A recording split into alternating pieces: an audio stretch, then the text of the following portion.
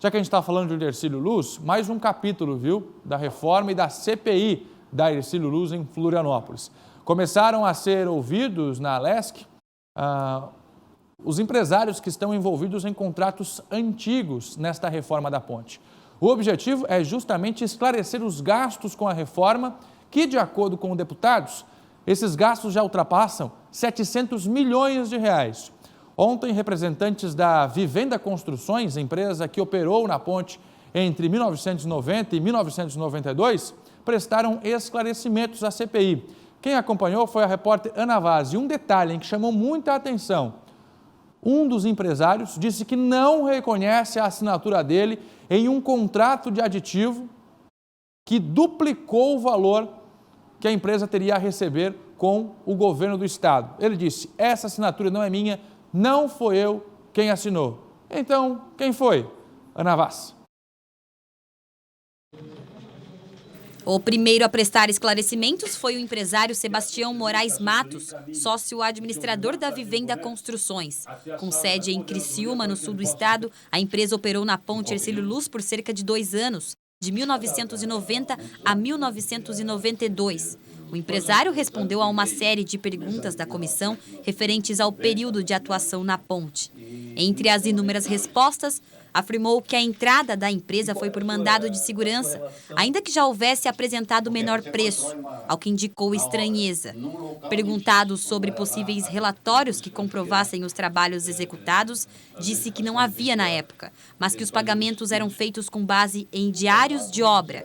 E questionado sobre uma assinatura de um aditivo no valor de 15 milhões de cruzeiros, firmado 4 dias após o contrato inicial, se mostrou surpreso e garantiu não reconhecer. Isso aí não é a minha assinatura. Vamos colaborar no sentido de que tudo se esclareça.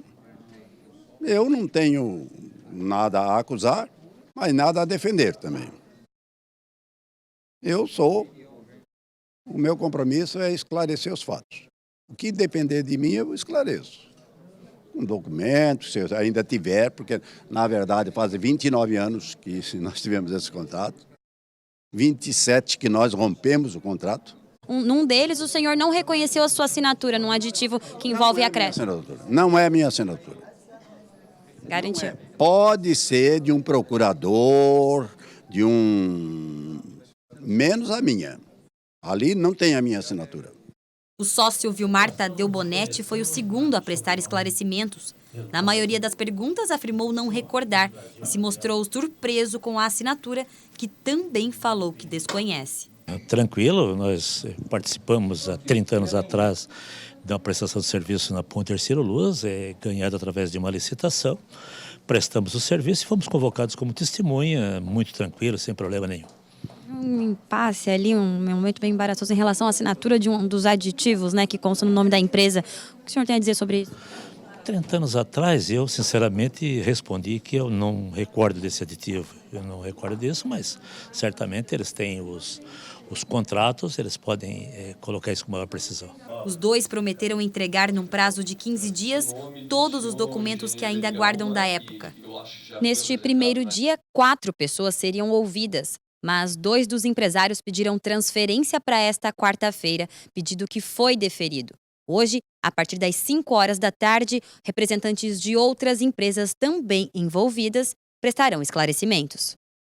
Na verdade, ainda é prematuro, mas o que nós podemos concluir é que existe muito a ser investigado, muito a ser ainda analisado e muita história para ser explicada, com certeza, porque os depoimentos hoje foram muito importantes, nos suscitaram algumas outras dúvidas e nos dão algumas peças desse triste quebra-cabeça de ineficiência e gasto público. Tá, um momento um pouco embaraçoso ali em relação à assinatura de um dos aditivos. O que o senhor tem a falar sobre isso?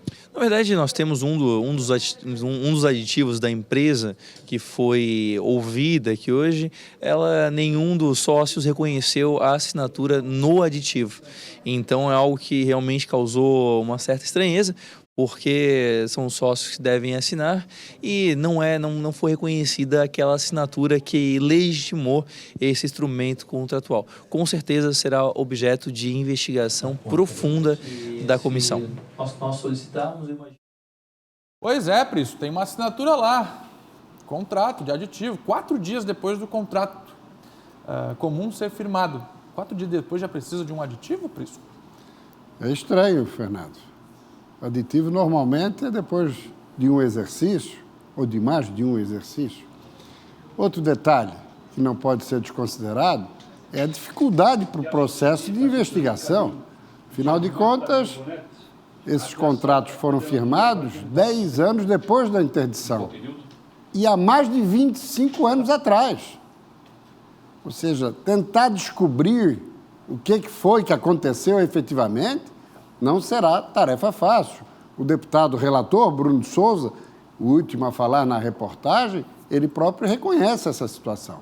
Agora, precisa ser investigado. Não vamos nem falar aqui o nome dos governadores da época, né?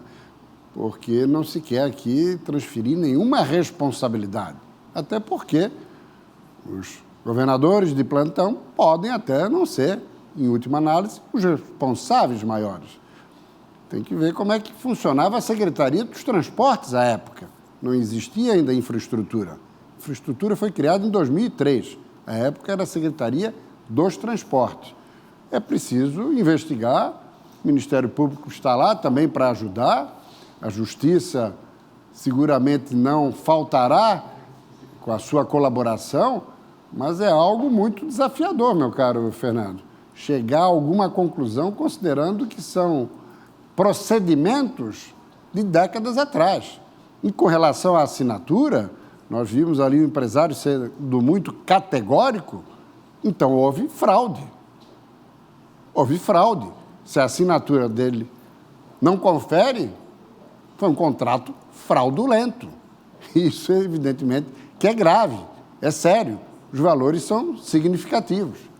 Vamos acompanhar o desenrolar dos acontecimentos. Pois é, Prisco, uma conversa que eu tive com o próprio deputado Bruno Souza, ele disse que os aditivos são, de fato, os principais pontos a serem investigados. Muita empresa sem contrato, muita consultoria desnecessária, isso lá em décadas passadas, e muitos contratos que foram feitos que nem existem mais, muitos até de gaveta, ou seja, dificulta um pouco mais a investigação.